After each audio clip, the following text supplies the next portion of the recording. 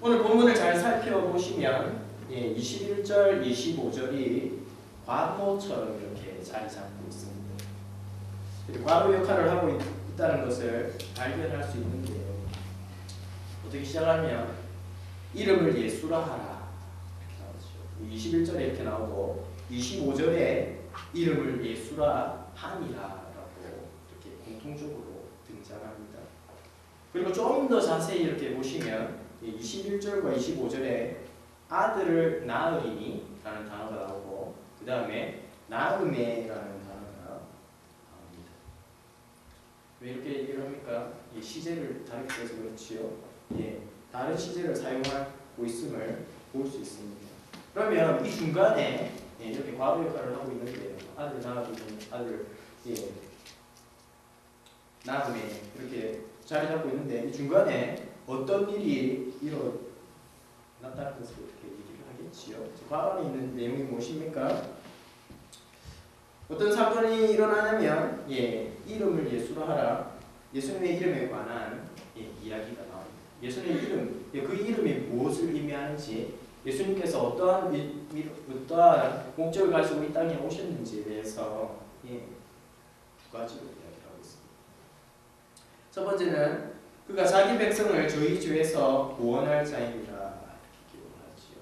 자기 백성을 저희 죄에서 구원할 자입니다. 라고 얘기하는 것과 22절에 이 모든 일이 된 것은 주께서 선지자로 하신 말씀을 이루려 하심이다. 라고 기록합니다. 선지자 이사야로 하신 말씀이 무엇입니까? 이사야 7장 14절에 보면 우리가 읽었던 말씀에 그대로 인용되고 있는 부분인데요. 처녀가 잉태하여 아들을 낳을 것이요 그 이름을 임마누엘이라 하니라. 처녀가 어떻게 잉태하고 이런 얘기는 안 하겠습니다. 이름을 임마누엘이라 하라고 얘기를 하죠. 하나님께서 옛날 선지자로 하신 그 말씀, 그 약속을 지키시고 계시는 그 일이 과거 안에 이렇게 일어나고 있는 것이죠. 몇백 년 전에 하나님께서 내가 처녀를 통해 아들을 보내겠다 하신 그 말씀을 마태복음 1장에서 이렇게 하고 계시는 것입니다. 여러분, 하나님께서 우리와 함께 하신다 이렇게 얘기를 들으면 기분이 어떻습니까? 기분이 째집니까?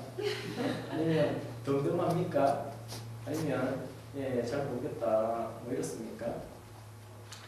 여러분, 구약시대 때 하나님이 나와 함께 하신다. 사실은 엄청난 일이지요. 하나님이 나의 편에 계신다. 하나님이 나와 함께 하신다라는 의미는 우리가 생각하는 상상을 초월합니다. 여러분, 요셉 아시는 분? 개인적으로 몰라야 됩니다. 요셉 아시는 분? 요셉 있지요? 창세기에 등장합니다. 오늘 나오는 요셉 말고 또 다른 요셉이 있습니다. 창세기에 나오는 할아버지 요셉. 창세기 39장에 요셉 이야기가 나오는데요. 여호와께서 요셉과 함께 하심으로 이 단어가 39장에 3번 나옵니다. 여호와께서 요셉과 함께 하심으로 그가 형통한 자가 되어 그 주인 애굽 사람의 집에 있으니 그 주인이 여호와께서 그와 함께 하심을 보며 또 여호와께서 그의 범사에 형통하게 하심을 보았더라. 여호와께서 요셉과 함께 하심으로 뭐 하는 것을 보았다고요? 형통케 하는 일을 봤다라고 얘기하지요. 그리고 좀 더 계속 나오죠. 기도가 아시는 분. 기도니 하나님께서 나와 함께 하심을 확인하기 위해서 무엇을 합니까? 양털을 밖에다 이렇게 내놓고 이렇게 하지요. 나중에 몇 번 주님을 시험하다가 끝에 주변은 다 졌는데 어떻게 양털만 안 졌게 해달라고 이렇게 하죠. 하나님 나와 함께 하심을 늘 확인하고 가려고 했던 사람들이 있었습니다. 왜냐하면 너무 중요했기 때문이죠. 하나님께서 모세를 어디로 보내시지요? 모세를 어디로 보내십니까? 이집트 애굽으로 보내시지요. 예. 모세가 이렇게 좀 사람을 이렇게 좀 두드려가지고 도망을 갔습니다. 근데 하나님께서 다시 어떻게 애굽으로 돌아가라고 그러니까 모세가 쫄았지요. 가서 잡히면 죽는데. 예. 근데 하나님께서 뭐라고 그러십니까? 내가 너와 함께한다. 그래서 이렇게 표시로 내가 너와 함께한다는 그 표시로 무엇을 주셨을까요? 짝대기 주시지요. 짝대기. 그래서 이 짝대기 여러분 생각해 보십시오. 들어가면 잡히면 죽습니다. 하나님께서 우리 군대를 막 보내주는 것도 아니고 짝대기 하나 주면서 내가 너와 함께 하니까 가. 짝대기 몰래라는 거. 하나님께서 어떻게 말씀하십니까? 던져라. 뭐가 되지요? 뱀이 되지요. 오, 놀랍지요. 그리고 그래도 몸이 되니까 어떻게 손을 이렇게 넣어보니까 어떻게 됩니까? 손가락 하나 쓰집니까? 이게 되면 문근병. 하나님께서 함께 하신다. 하나님께서 모세와 함께 한다라고 사인을 이렇게 보여주십니다. 그리고 모세가 죽고 여호수아가 뭐가 되지요? 이스라엘 백성들의 지도자입니다. 이스라엘 백성들의 지도자가 되는 것은 어떻게 보면 아무도 안 되고 싶어하는 그런 거지. 이스라엘 백성들은 아주 문제가 많은 사람들이기 때문에 뭔가 조금 하면 불평하고 뭔가 조금 하면 못하겠다 그러고 이제 누군가 지도자가 돼야 저 같으면 안 하고 싶을 것 같은데 여호수아도 별로 안 하고 싶었을 것 같아요. 그러고 있을 때 하나님 뭐라고 그러시지요? 내가 너무 함께 하신 대단한 단어였습니다. 이스라엘 백성들 어디에 갈 때에 하나님의 법궤 없이 움직이지 않았고 전쟁에 임할 때에 하나님의 법궤를 늘 앞에 이렇게 세워서 전쟁에 임했던 이스라엘 백성들을 우리는 성경을 통해서 볼 수 있습니다.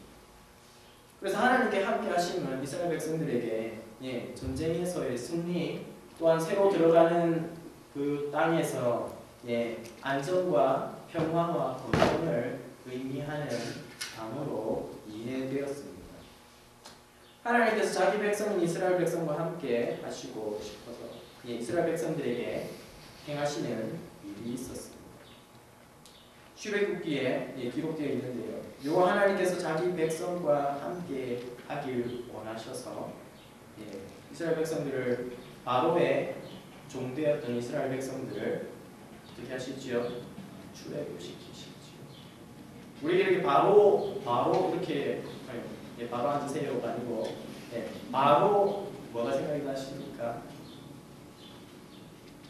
옛날 이집트 바로 있지요. 그냥 왕이 아니에요. 내가 막 하고 싶은 대로 다 할 수 있는 이런 왕보다 더 이렇게 대단한 바로를 뭐라고 부르냐면 신으로 이렇게 해요. 다시 말하면 이방 신 밑에 있던 이스라엘 백성들을 하나님께서 어떻게 하십니까? 이끌어 보시죠. 그래서 모세가 지팡이 이렇게 던지니까 뱀이 되지요. 바로 앞에서 바로가 뭘 하지요? 자기 술사를 불러서 이렇게 똑같이 뱀 만들지요. 이게 뭐냐면 나도 할 수 있다.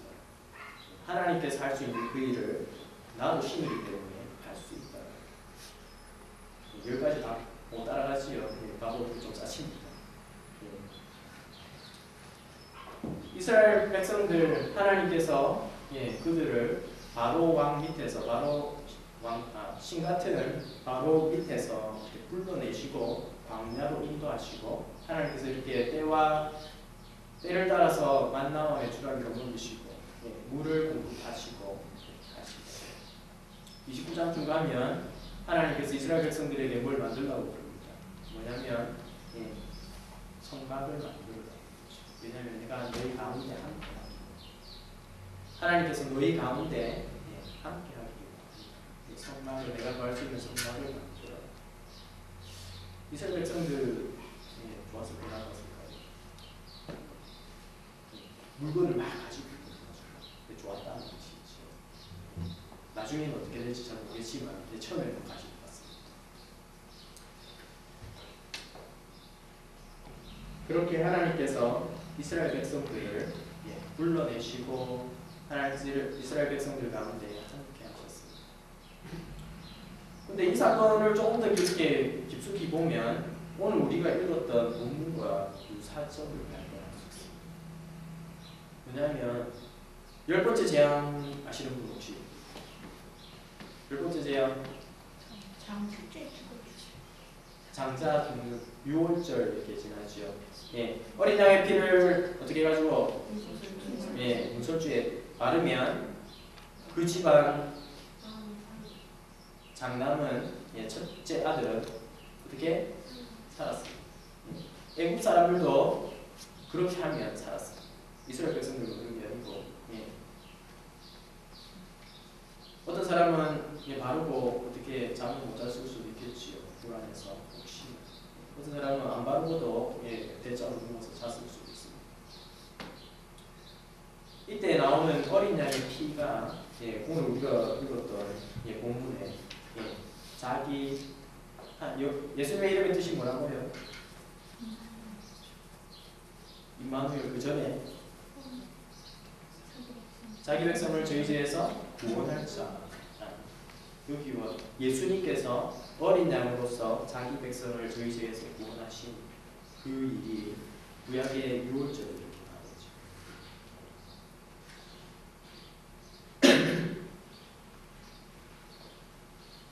그렇게 하시는 이유가 무엇이냐면 함께 하시기 위함이다 라는 이야기를 하는 것입니다. 구약시대 때 하나님께서 함께 해주시길 간절히 바라던 이스라엘 백성들의 소원이 예수님을 통해 이루어졌다는 것입니다. 하나님께서 친히 이스라엘 가운데 거하시며 40년 광야 생활 가운데 함께 하셨던 것처럼 그래서 하나님께서 이스라엘 백성들을 애국에서 이렇게 불러내셔가지고 40년 동안 너희들끼리 알아서 해 이랬던 게 아니고 하나님께서 40년 동안 이스라엘 백성들과 친히 함께 하셨죠. 이 가운데서 광야 가운데서 그렇게 함께 하셨던 것처럼 예수님께서 친히 인간의 몸으로 이 땅에 오셔서 사람들과 함께 걸으시고 앉아 말씀을 나누시고 또 죄인들과 함께 앉아 음식을 나누셨다. 그래서 성경은 예수님을 죄인들의 친구다. 유대인들을 용납할 수가 없었습니다. 이 부분에 대해서. 어떻게 예수님께서 어떻게 유대인이 이방인과 함께 죄인들과 함께 앉아서 대화를 나눌 수 있는지 이해할 수 없었습니다. 구약의 사람들이 상상조차 할 수 없었던 일이 일어나고 있는 것이지요. 여러분, 죄인들은 하나님 구하시는 성소, 지성소는 아무나 들어가지 못하지만 성막 근처에도 가지 못합니다. 지금은 우리가 이렇게 교회 다 들어오지요. 옛날 구약 시대에는 아무나 이렇게 들어오고 여기도 이렇게 막이 이렇게 쳐져 있지요. 그래서 대제사장만 1년에 한 번씩 이렇게 들어갈 수 있습니다.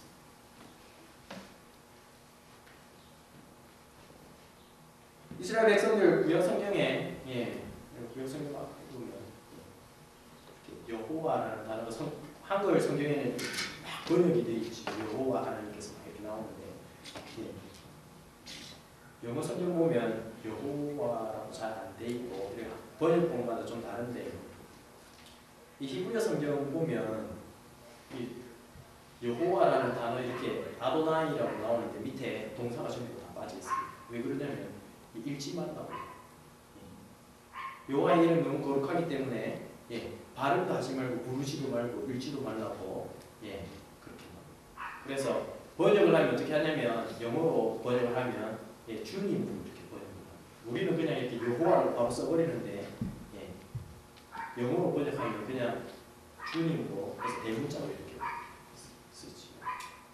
히브리인들은 안 부릅니다.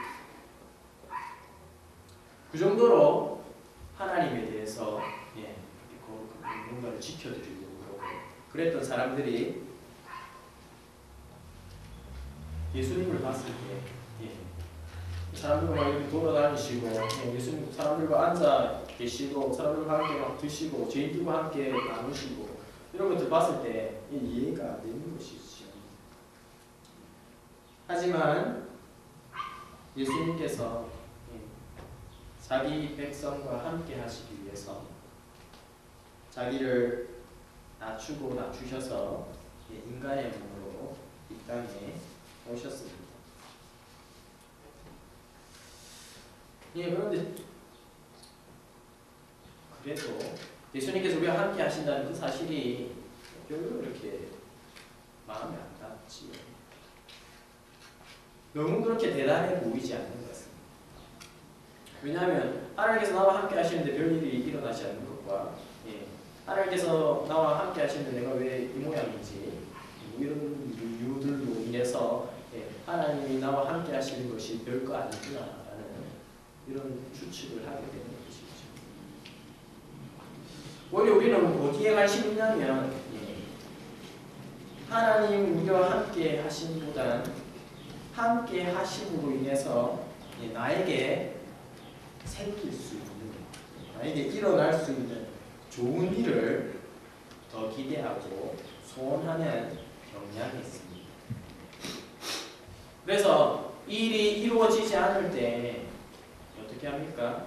우리 하나님께 이렇게 불평하거나 아니면 불평은 안 하지만 하나님을 향하여 마음을 닫는 일이 발생하지요.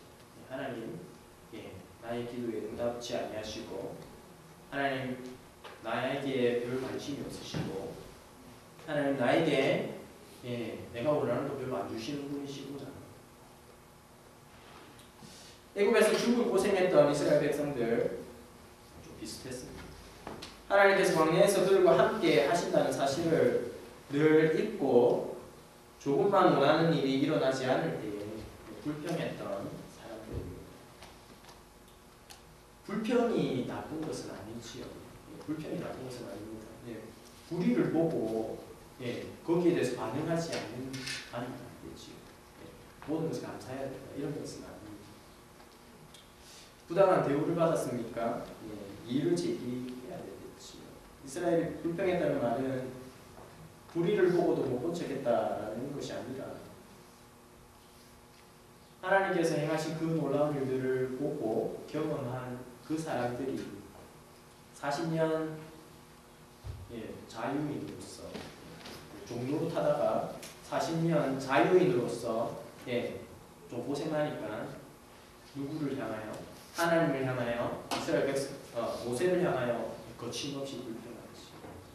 하나님께서 베풀어 주셨던 그 모든 것을 다 잊어버리고 뭐라고 그러냐면 애굽에 살 때 옛날에 그때가 내가 종로로 살 때 그때가 더 나았다. 왜? 좀 더 잘 먹고 좀 더 안정적인 생활을 할 수 있었기 때문이지. 자, 그렇다면 하나님께서 함께 하신다라는 이유에 무엇을 의미합니까? 하나님께서 함께 하신다는 그 말이 우리와 무슨 관계가 있고 어떤 의미가 있습니까? 세 가지로 한번 살펴보도록 하겠습니다. 하나님께서 함께 하신다는 사실은 이스라엘 백성들로 하여금 예수님께서 구원자 되신다는 사실을 증명해 줍니다. 그리고 두 번째, 하나님께서 함께 하신다는 사실은 이스라엘 백성들로 하여금 그들이 하나님의 백성이라는 사실을 증명해 줍니다. 세 번째, 하나님께서 함께 하신다는 사실은 이스라엘 백성들로 하여금 하나님이신 예수님께서 그들과 함께 하신다는 사실을 증명해 보여줍니다. 여러분, 예수님은 구원자시다라고 성경은 기록하고 있습니다. 예수님께서 자기 백성들을 저희 죄에서 구원해 주십니다. 왜 많고 많은 것 중에 저희 죄에서 구원해 주십니다. 내가 가지고 있는 여러 가지 문제들이 너무나도 많은데 왜 많고 많은 것 중에 죄에서 구원해 주실까요? 이스라엘 백성들 어떤 상황에 처해 있었지요? 예. 이스라엘 백성들 좀 작은 나라였어요. 이스라엘 이렇게 지도 보시면 아프리카 이렇게 가는 길 그리고 이렇게 터키 그 다음에 저쪽 이라크 쪽으로 가는 길 중간에 딱 있지요. 이스라엘 백성들 늘 이렇게 한국처럼 우리나라처럼 이렇게 늘 옆에 끼어가지고 힘센 나라들 있죠. 끼어가지고 늘 이렇게 침입받는 나라였어요. 왜냐하면 남쪽으로 이집트 있지요. 위쪽으로 터키 뭐 걔들은 너무 강하지는 않았지만 조금만 옆으로 바벨론, 페르시아, 우리나라들 있지요. 이렇게 있습니다.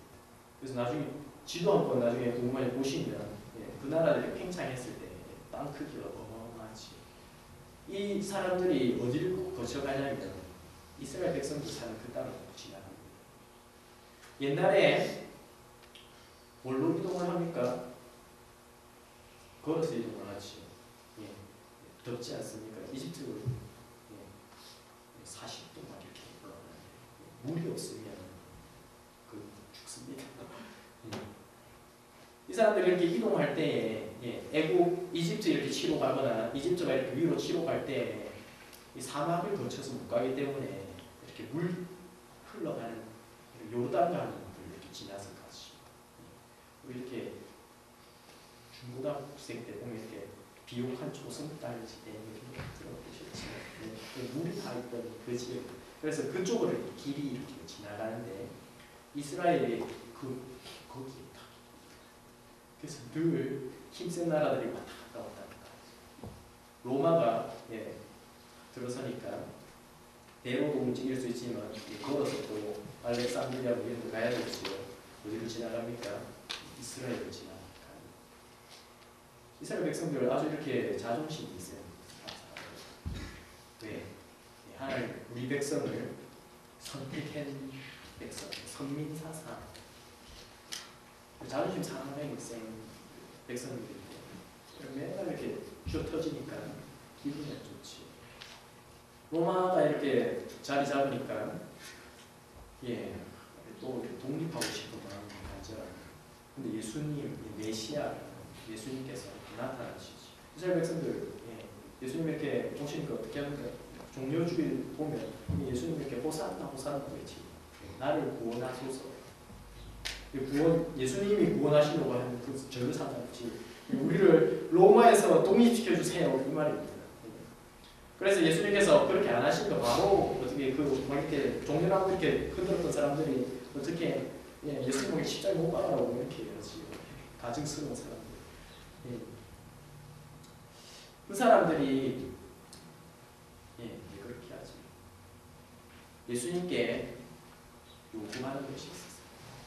우리를 로마로부터 자유케 해달라. 그런데 예수님은 거기에 대해서 전혀 관심이 없었어요. 이스라엘 백성들 그렇게 해서 뭘 원했던 것입니까? 이스라엘 백성들 늘 이렇게 생각지에 있잖아요. 자기 나라가 가장 부유했던, 가장 힘셌던 그 시대를 동경하는 마음들이 있지. 우리가 제일 강했던 그때 다윗 있지요. 양치 다윗 이렇게 물레로 뜯어가지고 다윗 왕이 자리 잡고 있을 때 이스라엘 민족이 가장 부유했거든요. 근데 나중에 보면 지도를 봐도 별로 안 큽니다, 여러분. 이따만 합니다. 다른 나라도 뭐 이따만 한데 어떻게 잘해가지고 물류를 이렇게 막 이렇게 상업해서 잘 먹고 좀 잘 살 때 이때로 돌아가고 싶었어요. 근데 예수님께서 그 기대에 부응하시지 않으시지. 예수님께서 오심은 십자가에 달리기 위하심이었고 예수님께서 오심은 십자가에 달려 죽으심 그리고 다시 살아나셔서 우리를 살리기 위한 오심이었습니다. 죄를 위함이었습니다. 여러분 죄가 무엇입니까? 죄가 무엇이지? 죄가 뭘까요? 내 기분 나쁘게 하면 무조건 죄입니까? 예, 거슬립니다. 예. 존 스토트라는 사람이 있습니다. 예. 작년에도 돌아가셨죠. 예. 그 죄를 이렇게 정의하는데 뭐라고 그러냐면 화를 이렇게 쏘지요. 예. 화를 쐈는데 예. 관역에서 벗어나는 모든 것을 죄로 가죠. 이렇게 관역에 가서 고치지 않는 모든 것이 죄다. 예, 관역에서 벗어난 화살, 빗나가는 화살, 예, 도달하지 못하고 떨어진 화살, 이 죄도 아니고 예, 하나님의 말씀이 기록한 대로 다 지키지 못한 그것이 죄다라는 거지. 여러분 죄가 무슨 역할을 합니까? 여러분 저도 그렇고 여러분도 그렇고 다 이렇게 죄를 한 번씩 지으면서 이렇게 살지 않습니까? 죄가 하는 역할이 무엇일까요? 우리 마음에 죄를 지으면 우리 마음에 어떻게 쾌감을 줍니까? 아니면 미안한 마음을 줍니까? 아니면 무감감, 무덤덤 뭡니까? 사람마다 다를 수 있습니다. 죄에 따라서 다를 수 있습니다. 이렇게 처음 지어서 보는 죄, 어떻게 마음이 콩닥콩닥 뛰지요. 아찔한 마음과 함께 나중에 후회하는 마음도 오지만 계속 계속 이렇게 반복되면 무덤덤 죄가 하는 역할은 첫 번째로 우리와 하나님의 관계를 이렇게 깨우쳐요. 그래서 죄 짓고 나면 뭐가 제일 되냐면 기도가 잘 안 되지. 죄 짓고 나면 이상하게 기도가 잘 안 되고 왠지 교회 가기가 좀 이렇게 가깝고 이런 마음이 갖게 됩니다. 그리고 죄를 지으면 죄는 사람과 사람 관계를 비틀어냅니다. 많이 경험하시고 학교 다니면서 친구들 아니면 반친구 이런 사람들 통해서 많이 경험하시. 죄는 사람과 사람의 관계를 이렇게 비틀어요. 그리고 마지막으로 죄는 사람과 하나님 만드신 모든 자연 만물의 관계를 이렇게 파괴시켜 버리지. 균형을 깨어버려요. 죄는 우리가 경험한 모든 아픔과 상처와 불행의 원동력입니다. 여러분 왜 슬픕니까? 나중에 찾아보면 죄 때문에 그렇습니다. 여러분 왜 이 세상이 이 모양이 꼴입니까? 죄 때문에. 예수님께서 근본적인 원인이 죄를 위해서 이 땅에 오셨다. 하나님께서 함께 하신다는 사실은 이스라엘 백성들로 하여금 그들이 하나님의 백성됨을 증명해 줍니다. 왜냐하면 오늘 성경은 자기 백성이라 말씀하고 있기 때문입니다. 자기 백성은 모든 인류를 말하는 것일 수도 있고 모든 사람 있지요. 여기 앉아있는 모든 사람 그리고 밴쿠버에 있는 모든 사람 캐나다에 있는 모든 사람 별로 안 되지만 모든 사람일 수도 있고 아니면 특별한 몇 명은 아니고 특정 다수일 수도 있습니다. 그럼 이제 어떻게 되냐면 예수님께서 십자가에 돌아가실 때 모두를 위해 돌아가셨습니까? 아니면 예수님께서 십자가에 돌아가실 때 자기 백성들만 위해서 돌아가셨습니까?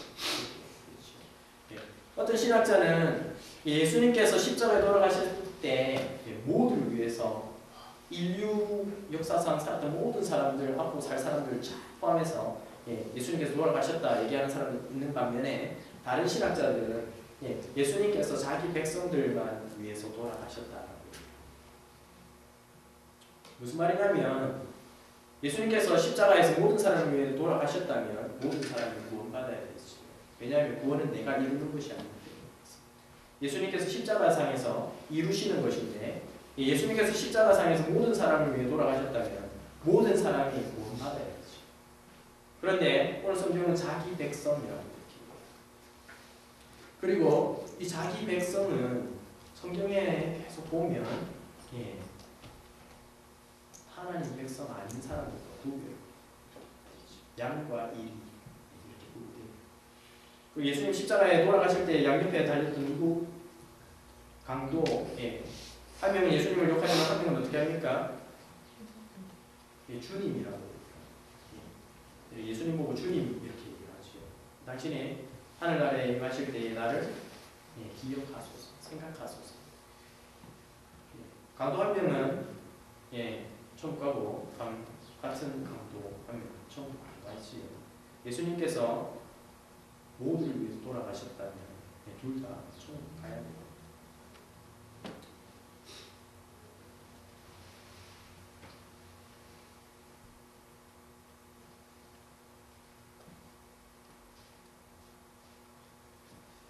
저희 죄에서 사람은 타고나는 죄와 그리고 스스로 짓는 죄가 있습니다.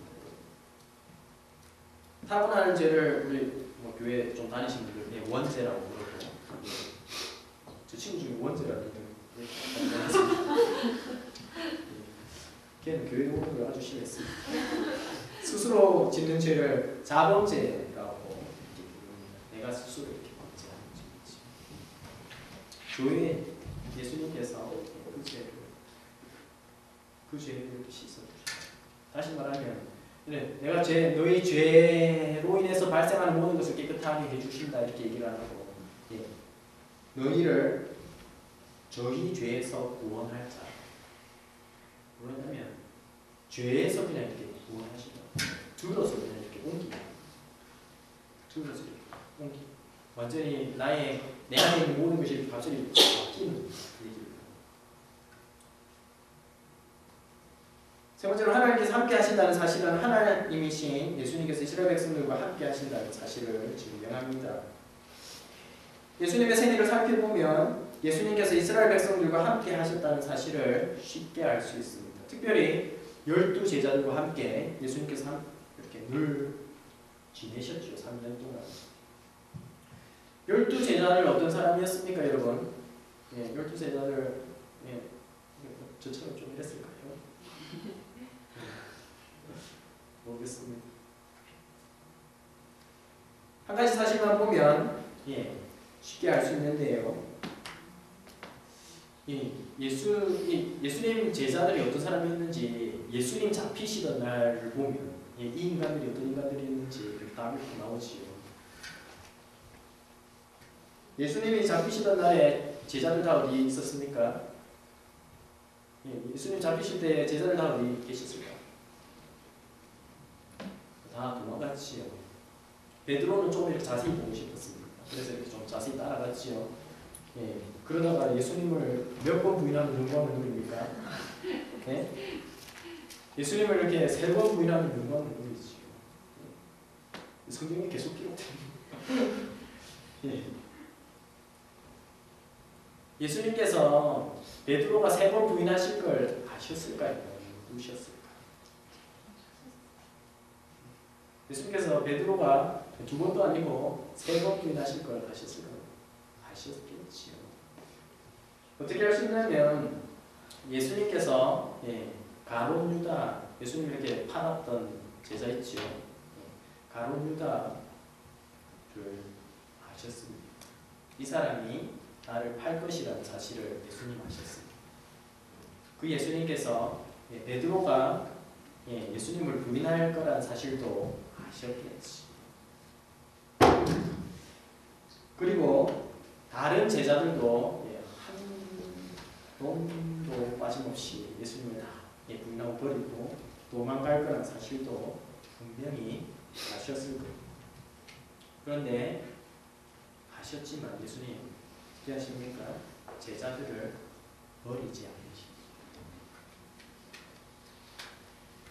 예수님께서 부활하시고 제자들과 함께 40일 동안 계신 후 이렇게 승천 하늘로 올라가실 때에 제자들에게 한 가지 약속을 이렇게 하십니다.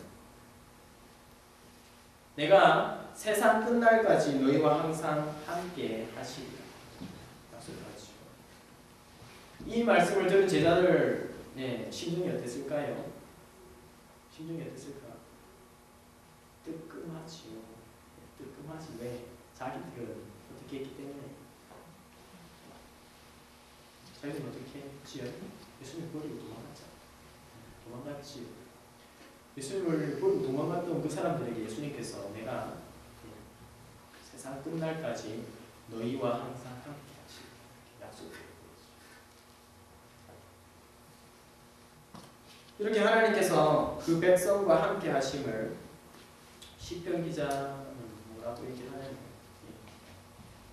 복이라고. 내가 버리고 떠나가도 내가 예수 그리스도를 부인하고 떠나가도 나와 함께 하시는 그 하나님, 그 하나님과 함께함이 시편 기자는 복이다. 왜 이것이 복이 되는 것입니까? 복이 되는 이유는 하나님께서 나의 모든 것이 되어주시기 때문이고, 두 번째로 하나님께서 나와 함께 하시는 주님께서 내 인생의 인도자가 되신다는 뜻을 가지고 있기 때문이죠. 우리는 하나님의 도움을 받아 내가 모든 것이 되기 때문에 내가 어떻게 좀 뭔가를 해서 하나님의 마음을 좀 어떻게 기쁘게 하든지 하나님을 좀 좋든지 어떻게 해서 내 인생에 내가 가장 위대한 사람, 내가 원하는 대로 내 인생을 흘러가게. 다시 말해서 내가 모든 것이 되고 나의 꿈, 나의 열정, 나의 무엇인가를 얻기 위해서 모든 노력들을 쏟아붓지. 나쁜 것은 아닙니다. 모든 걸 아시는 주님께서는 모든 것을 아시는 하나님께서 우리의 마음의 생각과 우리의 모든 것을 아시는 주님께서 너희들의 꿈도 좋고 너희들의 열정도 좋고 집도 사고 차도 사고 다 좋은데 한 가지만 기억해라. 뭐냐면 내가 너희의 모든 것이 된다. 그래서 하나님께서 예수 그리스도를 이 땅에 보내주셨고 예수 그리스도께서 이 땅 가운데 우리와 함께 하셨고 또한 함께 하시는 은혜를 주시는 것이지요. 하나님 나의 모든 것이 되실 때에 우리는 그때서야 하나님의 말씀에 귀 기울이게 됩니다. 여러분, 자기 꿈을 이렇게 가득한 사람 본 적 있습니까? 남이 잘 안 있습니다. 자기가 계획하는 바가 있거든요. 나는 내 꿈이 이렇게 이루어져야 된다. 믿고 달려가고 있기 때문에 옆에서 얘기하면 얘기가 들리지 않습니다. 그 사람은 자기가 목표한 거기에 최대한 빨리 도달해야 되기 때문에 절대 남기지 않습니다. 하지만 하나님께서 나의 모든 것이 되실 때에 우리는 비로소 하나님의 말씀에 귀 기울일 수 있게 되는 것이지요. 사랑하는 여러분, 하나님으로 하여금 여러분의 모든 것이 되게 하십시오. 그리고 하나님과 동행하십시오.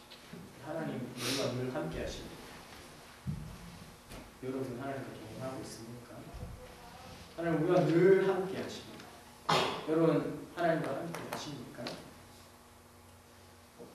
하나님 그렇게 우리를 인도하시지.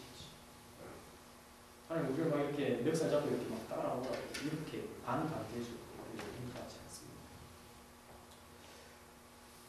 마지막으로 요셉 이야기 잠시 살펴보고 말씀을 마무리하도록 하겠습니다. 여러분 요셉의 인생을 보십시오. 하나님 요셉과 함께 하셨다 말씀하십니다. 언제 그렇게 얘기하시죠? 우리 아까 살펴봤지요. 하나님 요셉과 함께 하셨고 요셉을 형통하게 했다라고 살펴보지 않았습니까? 하나님 언제 이렇게 얘기하십니까? 요셉이 자기 형들한테 팔려서 노예로 애굽에 갈 때 가서 갔어요. 거기서 이제 종교로 갈 때 하나님께서 이렇게 말씀하시고, 하나님 함께 하심이 뭡니까 도대체? 내가 우리 형들한테 발려서 지금 여기서 종교를 하고 이게 하나님 함께 하시는 것입니까? 다음에 언제 나오냐면 이상한 아줌마 때문에 요셉이 어디로 갔지요? 이상한 아줌마 때문에 요셉이 이상한 데 갔지요. 감옥에 갔죠. 감옥에 갔을 때에 또 성경은 뭐라고 얘기하냐면 여호와께서 함께 하셨다. 하나님 함께 안 해도 되니까 나를 제발 그런 데 보내지 말아주세요. 이렇게 될 수도 있겠지요. 우리는 요셉 이야기를 읽을 때 엔딩을 알지요. 끝을 알기 때문에 별로 이렇게 살펴봅니다. 왜? 요셉 죽을 고생하지만 나중에 뭐 되니까 총리 되니까 지금 고생은 해도 상관없다라고 생각하죠. 그런데 요셉 하나님이 아니지요. 요셉이 자기가 애굽에 팔려갈 때 총리 될지 알고 팔려갔을까? 모르는 거죠. 마음이 죽은 것이지. 이상한 아줌마 때문에 감옥에 갑니다. 오래 있었지요. 몇 달 있다 나온 게 아니지요. 오래 있었죠. 이때 참을 수 있었던 이유가 자기가 총리 될지 알아서 참은 거지요. 총리 될지 몰랐습니다. 그런데 하나님께서 요셉과 함께 하셨고 요셉을 총리로 삼아주시죠. 요셉이 총리 됐을 때 기분이 어땠을지, 애굽에서 총리로 사는 게 기분이 어땠을지 성경은 기록하고 있습니다. 여러분, 형들이 이렇게 곡식사로 내려오지요. 형들 보고 감정을 감추지 못해서 어떻게 합니까? 방 안에 들어가서 울어버리지. 왜? 왜 울까? 너무 반가워서? 너무 반가워? 아니지요. 자기를 팔았던 그 형들, 죽이지 못해서 팔았던 그 형들 보니까 마음에 쌓이고 그 감정이 폭발하는 거죠. 그리고 요셉이 죽으면서 유언을 밝힙니다. 이스라엘 백성들 애굽을 떠날 때 뭐라고 부르지요? 자기 시신 가지고 나가죠. 요셉이 애굽에 살던 게 너무 좋았으면 이런 얘기를 안 할 것입니다. 요셉 비록 애굽의 총리로 살았지만 늘 자신이 태어났던 그 땅, 자신의 아버지가 자기 보살펴 주셨던 그 땅, 자기가 왔던 그 땅을 늘 그리워하고 살았다. 증거가 되는 것이죠.